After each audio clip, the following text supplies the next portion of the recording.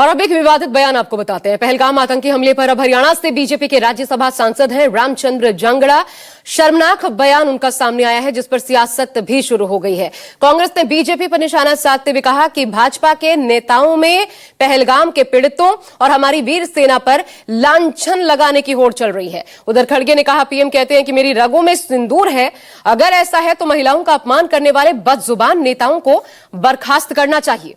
ये सुनिए, ये रामचंद्र जांगड़ा हैं, बीजेपी के सांसद। देखिए उन्होंने क्या बोला।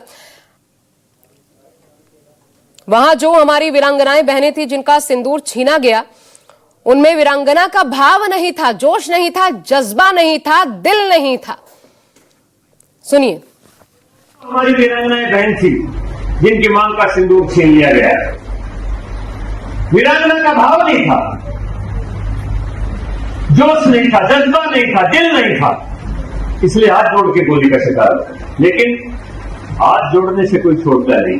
हमारे आदमी वहां पर हाथ जोड़ के मारे गए। हमारी मांग है कि हर नेता पार्टी का राष्ट्रीय अध्यक्ष हो, बदजुबान बीजेपी बदजुबान पार्टी के राष्ट्रीय अध्यक्ष हो, प्रधानमंत्री जी हो, देश से माफी मांगिए।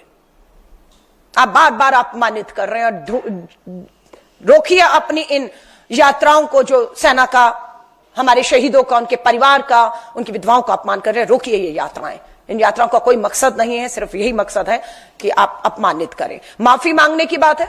हम मांग करते हैं नेताओं को पार्टी से बर्खास्त किया जाए।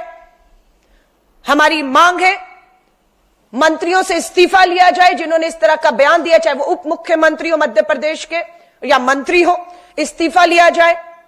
हमारी मांग है इन सब पर कानूनी कार्रवाई, बिना भेदभाव के कानूनी इन पे कार्रवाई की जाए।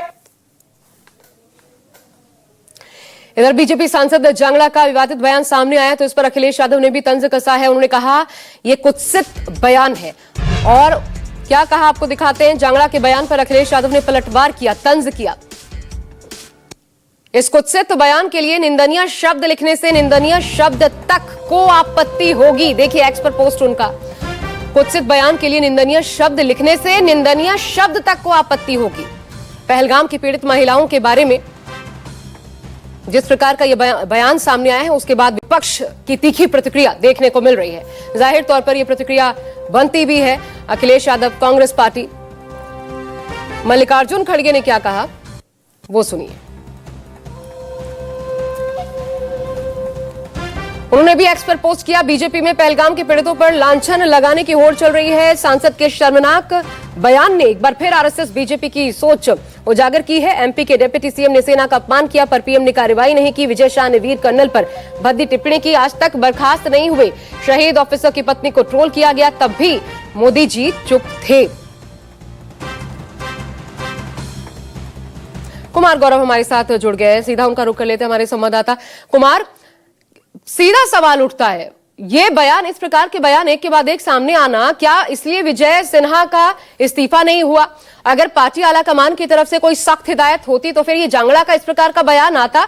सवाल ये भी उठता है। और फिर कैसे कहा जाए कि विपक्ष की ये प्रतिक्रियाएं गलत हैं?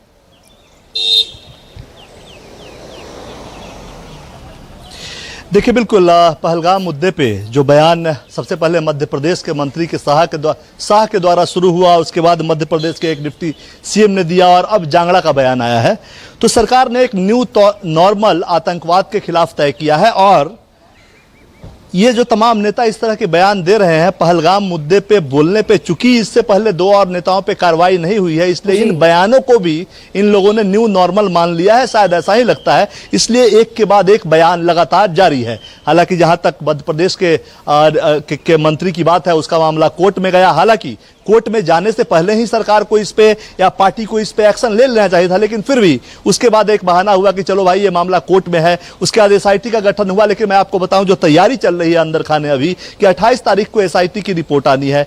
31 तारीख को प्रधानमंत्री को मध्य प्रदेश में महिला सशक्तिकरण के मुद्दे पे एक कार्यक्रम में शामिल होने के लिए जाना है। तो ये जो तमाम बयानों की लड़ी है, इस पे विजय शाह लगातार माफी मांगते हुए नजर आ रहे हैं। लेकिन ऐसा लगता है कि 31 तारीख को प्रधानमंत्री के मध्य प्रदेश पहुंचने से पहले इन नेताओं पे कुछ न कुछ फैसला पार्टी आला कमान लेगी और जरूर कुछ ना कुछ एक्शन होगा ऐसा लगता है। लेकिन हाँ, ये बात जरूर है कि जांगड़ा का ये बयान सिर्फ महिलाओं के लिए नहीं, उनको इस बयान कि उनके द्वारा इस बयान को दिए जाने के पीछे की वजह जो भी रही हो, अहिल्याबाई होलकर से जोड़कर वो बयान दे रहे थे, जिनके जीवन के बारे में, जीवन वृत्तांत बीजेपी और आरएसएस पूरे देश भर में बता रही है, महिला सशक्तिकरण के नाम पे और वीरता के नाम पे, उससे जोड़कर उन्होंने ये बयान दिया है। शायद उनको समझने में कुछ गड़बड़ी हुई होगी, लेकिन हाँ, पहलगाम मुद्दे पे अगर वो महिलाओं पे दोष दे रहे हैं कि उन्होंने वीरांगना की तरह लड़ाई नहीं किया, डटकर मुकाबला नहीं किया, तो उनको अपनी सरकार से भी पूछना चाहिए कि आपकी इंटेलिजेंस कहां थी, आपके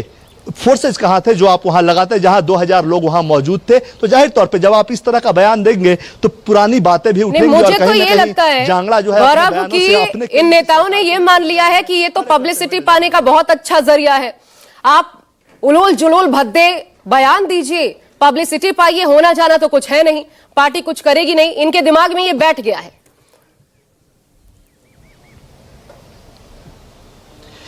देखिए, बिल्कुल, कम से कम एक्शन विजय साहब पे नहीं हुआ, उसके बाद यही लगता है, और कम से कम ये हो जाता है कि ये प्रचारित, इस तरह के नेता इस तरह से प्रचारित हो जाते हैं। बाद में कई बार वो मीडिया के सिर पे ठीकरा फोड़ते हैं कि इन्होंने हमारे बयान को काट छाट कर दिखाया, सवाल हमसे कुछ पूछा गया था, उसके बाद मैंने ये जवाब दिया। किसी भी परिस्थिति में महिलाओं, जिस पार्टी में महिलाओं को 33% आरक्षण हो, बीजेपी में मातृशक्ति कहकर ही महिलाओं को पुकारा जाता है आरएसएस और संघ में, वहां के नेता अगर महिलाओं को लेकर इस तरह का बयान देते हैं तो पब्लिसिटी स्टंट तो एक अलग विषय हो सकता है, इसमें कोई दो राय नहीं है आशा। लेकिन हाँ, ये बात जरूर है कि उनकी सोच कैसी है, कहीं ना कहीं पार्टी को इस लाइन पे सोचना होगा। क्योंकि अभी क्या है कि बीजेपी में जब से वो सत्ता में आई है, हर दल के लोग यहाँ आए हैं, और मुझे लगता है ट्रेनिंग की कमी है इनके अंदर, क्योंकि जो पुराने भाजपाई हैं, संघी हैं, और अलग अलग जगह से लोग आकर जब इसमें मिले हैं तो कहीं ना कहीं सिस्टम कुछ गड़बड़ हुआ है। क्योंकि एक से एक नेता अगर आप पुराने तमाम बिल्कुल, क्योंकि सबसे बड़ी बात ये है गौरव की एकजुटता जो है इस ऑपरेशन के दुश्मन के खिलाफ, ये सीधा सीधा उस पर प्रहार सा नजर आता है, इसलिए पार्टी को एक बड़ा स्टैंड लेना